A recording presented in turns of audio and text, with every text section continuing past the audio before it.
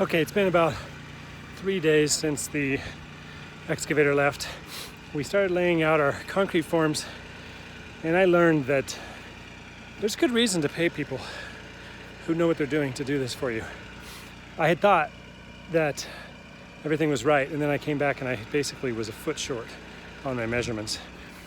The forms for the lower section of the house, which is the root cellar, they don't fit basically. They're cut to length and they don't fit. So I put it away for a few days and I rested and came back with Gabriel's help and talked through it and measured it out. And it's right. I mean, it's the dig is correct. It's just not exactly flat on the walls. So I thought I was gonna have to have the excavator out for one more day just to dig like one more foot wide on this foundation, but it's actually gonna work out fine. So today what I'm doing is I'm chipping away at one of the walls just to make it more flat so that I have room to lay these forms.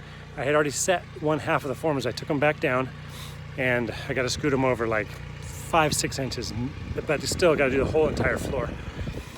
Anyhow, it's going okay. Smooth sailing today. It's a beautiful day. The sun is out. It's cool, very cool. But of course, when you're working, you still work up a sweat. No rain, and I think this is probably the last no rain day for about a week, so I'm in a hurry and I want to get this thing done.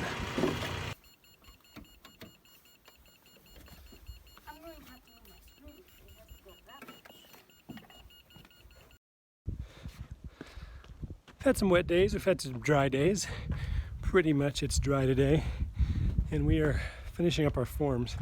We've got everything laid out for our forms as far as north, south, east, west, everything's square. But now we're leveling them. We want the whole pad to be level, the whole form to be level. And so we're a little low on all the forms all the way around on purpose. And we're trying to raise them up about 1/2 to 3/4 of an inch until they're level. The alternative to that would be digging them down lower, and that doesn't sound like fun. So we've got a little 3-man team going here. I'm holding the stick because, you know, supervisor. Micah's getting ready with the screw gun, and as soon as we get a solid tone on the laser, Josiah pries it up and down until we get a solid tone on the laser and we run the screw in. Real simple.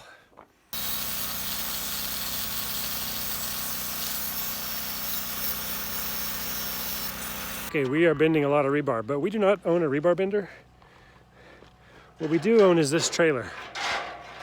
And Josiah has a plan.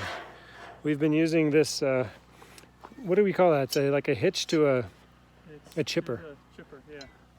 Yeah. I think it's gonna work. This is gonna be a 2x2 square. Is that gonna work? I don't know. Is it gonna bend it in the right spot?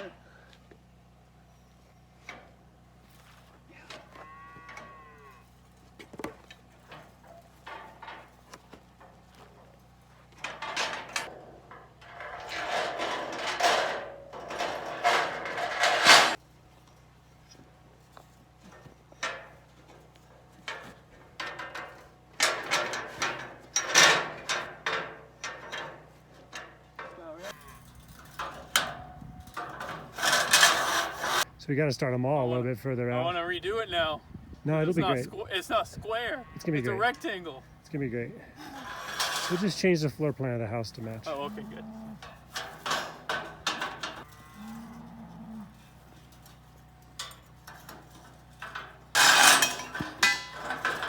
Oh no, it's stuck. You do. Not bad. First attempt, pretty good. Pretty good. Yeah, that's gonna be great. Perfect. And the next one's gonna be even more perfect. This is the root cellar part. It'll all be backfilled once we get the concrete block wall built. But man, look at that. Super cool. Lots of hard work, lots of waiting, but very exciting. Good morning, it's concrete day. We're so excited and stressed to get our footing poured. We've been working weeks to get the excavation done, all the forms built, and in less than an hour the concrete truck is coming.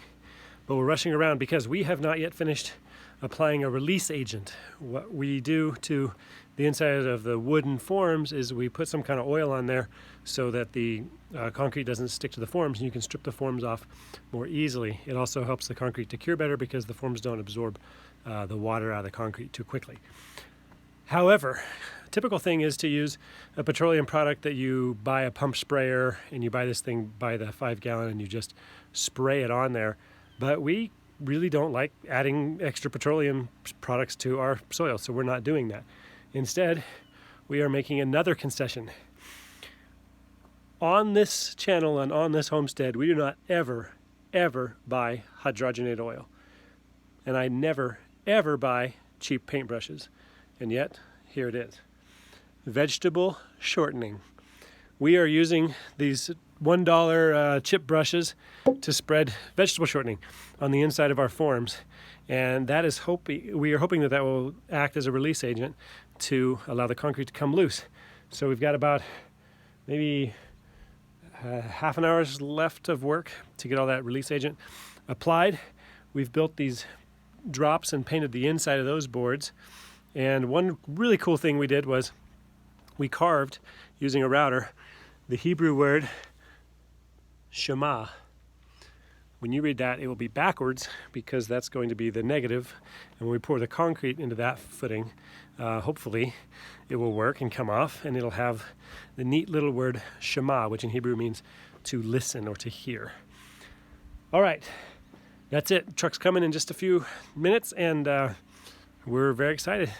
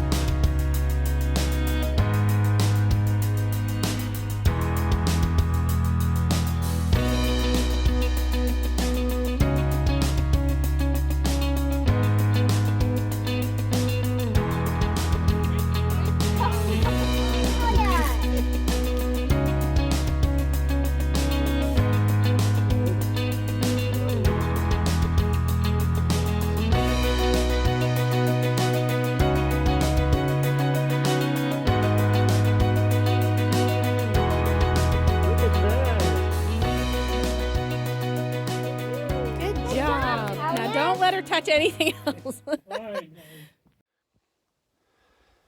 That was a very long day, but the concrete pour went absolutely perfectly. Really, the pour itself took only about 3 hours. Had a lot of work before and a lot of work after. But the guy who came to do the concrete. His name is Mike, and he was so helpful. I had no idea how valuable he was going to be. He gave us a lot of advice on how to pour in what order.